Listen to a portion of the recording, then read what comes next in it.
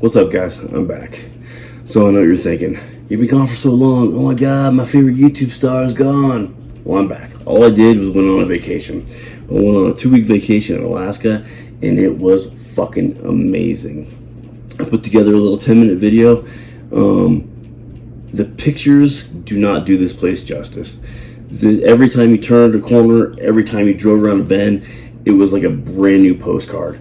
Alaska is truly beautiful, and we only saw like a tenth of it, not even.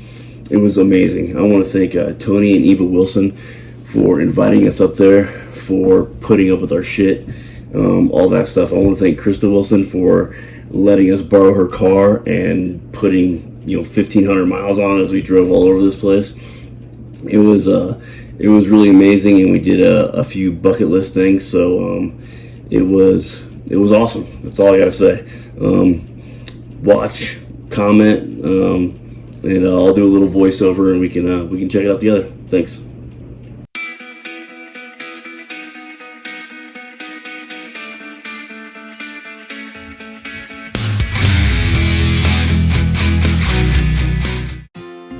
Alright, so here I am doing my first voiceover. Got my eldest son with me. And here we're just kind of taking off from Colorado. We flew into Seattle for a minute and then went to Anchorage. And from flying to Seattle was really beautiful, as you can tell. And even landing in Anchorage, I mean, you could just see the mountain range right away. And we flew right over the ocean. It was unbelievably beautiful. So our first stop was Cooper Landing here. Or no, Hope, Alaska. That's right, son, thank you for the correction. So in Hope, Alaska, we stayed in this sweet little Airbnb with these little cabins. They had paddle boards and stand-up boards and everything for the kids. It was great. They even had these two pet ducks. What'd you say their names were? Romeo and Juliet. Romeo and Juliet. They had little fire pits. I mean, it was great. The restaurant that the owners had there was unbelievable as well. Some of the greatest food we had. We stayed there over the 4th of July, and the owner's sitting there in the cowboy hat, that lady there, and she actually came up and kind of said, hey, you kids want to go be in the parade? So they rounded up all the kids, threw them in this old Ford truck, and they got to be in the parade. And it was really nice. From there, we went to where? You remember? Cooper Landing. Cooper Landing there. See, the name I screwed up before. So from there, from Hope, we went to Cooper Landing. It's got Kenai Lake right there. It's a 22-mile lake. It's all like glacier fed, and as you'll be able to see here in a second, it is just beautiful. From there, we got a taste of the rain in Alaska, and we got to meet the Alaskan state bird, the mosquito, which was horrible there, but it did not take away from the scenery. We got to do a couple nature hikes there. We went up the Russian River, and it was really awesome. We got to see the salmon coming up and stuff like that. Here, when we were walking, my oldest son was actually walking in front of us, and he just stops and he goes, look, what's there? And there was this sweet-ass bobcat right there. It was unbelievable. From there, you remember where we went, buddy? We went to the sled. No, from there we went to Seward, remember? Oh yeah, we didn't stay there though. No, we didn't stay there. We just went and saw the glacier there. It's called the Exit Glacier. It was really cool because as you're driving in, they had all the years, the previous years, and the glacier's actually receding. So that was really neat. So we went. That was like a day trip. Another day trip we did was we flew out to Dick Prenicke's cabin, and which is a bucket list item for us, made it even better. We actually take this little float plane over there to Twin Lakes. None of us have ever been in a float plane before, so that was even cool. The scenery on the float plane was just beyond belief. It was almost like a mix of Jurassic Park and like tropical forest and mixed in with like moose and grizzly bear. It was just unbelievably beautiful. If you don't know anything about Dick Prenicke, he was a 50-year-old man. He was born in Iowa, worked in Kodiak, Alaska, until he was about 50. And then when he was 50, he just up and decided he was going to move. So he built this cabin out on Twin Lakes with his bare hands, with no power tools at all. Just him and an axe and some little stuff. the documentary on PBS is just awesome. As you can see, we're landing here at Twin Lakes. The color of the water was, I mean, the most turquoise you've ever seen in your life. It was just perfectly clear. We actually went there twice because the first time we got rained out, the weather was bad. This time the weather was still bad, but he took a little detour around another mountain, and so our time was cut a little bit short there, but it was still well worth it because this is something that I saw the PBS special a long time ago, and we actually saw it in Iraq, and everybody there was just like, dude, this old man went there, 50 years old, built this, and then he lived there for 30 years all by himself. He recorded everything. He wrote books. The coldest temperature he ever recorded was negative 80 degrees. The Park Service took over the land and everything, and they actually hired him. And then he started doing tours for them and started showing them what was going on. So the park has basically kept his log cabin up, and it was just something amazing. From there, we went to where? Remember? Landing. Nope.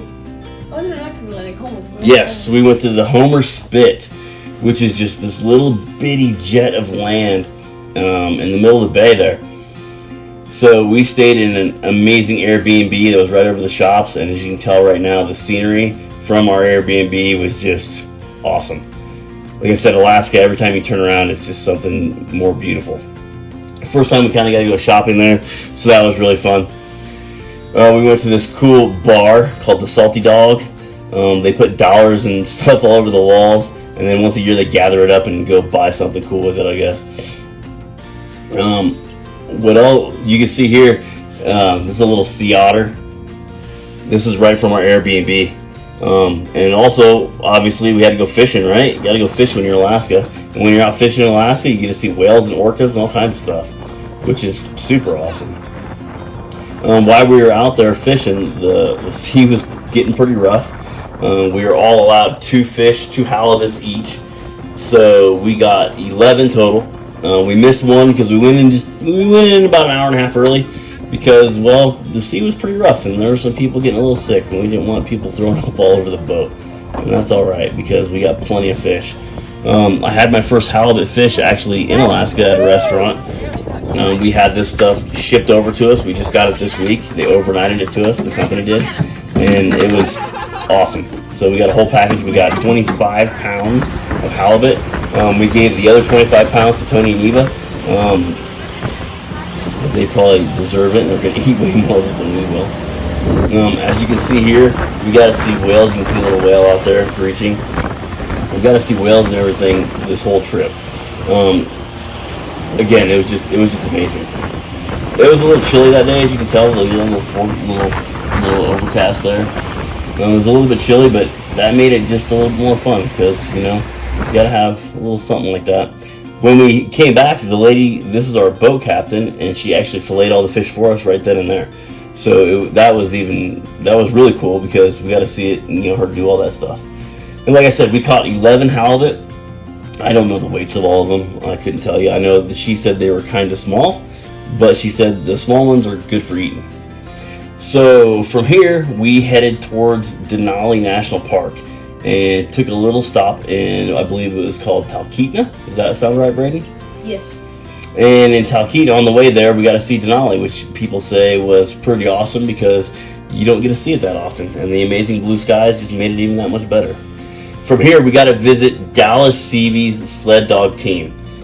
Excuse me. This was awesome. This is Gamble, one of his lead dogs that he used, I believe, on 2 or 3 Iditarod wins. He's a 4-time Iditarod champion. Is it 5-time? Yep. Okay, there you go, 5 times. So he's like the Michael Jordan of Iditarod champs. Yeah, he is. Yeah, 5 times. So he's done it. Only one other man in Iditarod history has done it 5 times. So that was pretty cool. From there, we went up right to the kind of the gate of Denali National Park. On the drive there, as you'll see in just a second, we met some of the local wildlife. There was actually a moose and her 2 calves right along the interstate. So we pulled over, got a little video of this. If you guys ever seen Into the Wild, this is a replica of that bus. The real one is actually going to be in a museum, so we got to kind of chill with the replica. There we did a really cool, like a covered wagon ride that was really neat. And the skies, again, just everything's just so amazing there. The next day we went on a little side-by-side adventure. These dudes were awesome because they went max speed and maximum effort, and we almost rolled that thing a few times, but everybody had a blast. It was like a little treasure hunt, and everywhere we went, the kids got to get out and search for little treasure stuff. And they just kind of show us around. Was it a national park or was it private land? Do you remember? It was private land. Was it? Okay. But it bordered national park. Yeah. I believe the town owns this land. Yeah, the town owns it, but it borders national park. Again, it was just so much fun. These dudes were awesome. They even, a couple places they just let the kids go out, like right over here. There's this is actually made by a glacier. There's another one right on the opposite side of that. And they let the kids get out and play. And then again, we saw a little bit more wildlife. From there, we went back to Anchorage. Now, as you'll see here, like, we did not even cover like a tenth of the state. We basically stayed in one little bitty area. Alaska is so huge and so awesome. I want to give a huge shout out to Tony and Eva Wilson for putting up with our shit and inviting us out there. I mean, it was just a blast. Krista Wilson for letting us use your car and putting 1,500 miles in your car. I mean, I can't say thank you enough to all these people. And it was really, truly awesome, and I really hope I get to go back there again.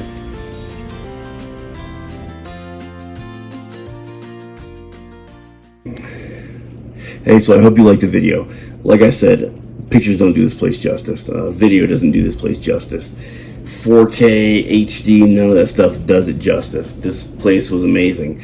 We got to be there and be in the sunshine and wear shorts. We got to be in the rain. We got to be when it was like 50 degrees out. It was awesome. We went on the ocean. We went inside. We saw Denali. From what I've been told, you can't see it all the time. So we were blessed a little bit with the day of actually being able to see it. We got to do just a little bit of everything, and hopefully we get to go back one day. Thanks for watching, and hope you come back.